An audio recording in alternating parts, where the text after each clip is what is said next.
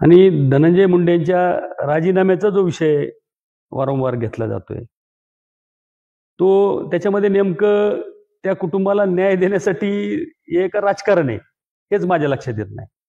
कारण त्यांचा राजीनामा घेऊन याच्यामध्ये काय बदल होणार आहे? हे त्यांचा राजीनामा मागणं म्हणजे निव्वळ याच्यामध्ये राजकारण आहे असं माझं मत आहे.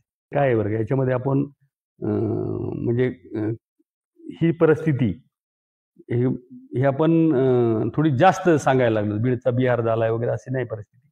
पण ही घटना घडायला नको होती. ही दुर्दैवी घटना आहे आणि अशी कुठंच नाही, जिल्ह्यात कुठंच नाही घडायला पाहिजे. परळीच्या बाबतीत तिथलं अवैध धंद्याच्या बाबतीत आता चर्चा केली जाते.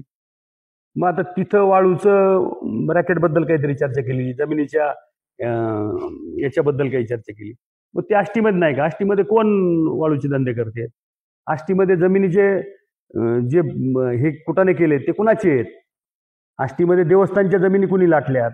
आष्टीमध्ये बऱ्याचशा गोरगरिबांच्या जमिनीवर अतिक्रमण कुणी केलंय?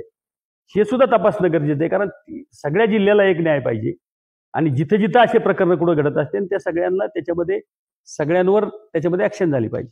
तर एक लक्षात घ्या, हे आष्टीमध्ये पवनचक्क्या जे चालू होत्या त्या कुणामुळं बंद पडल्या? कंपन्या का निघून गेल्या?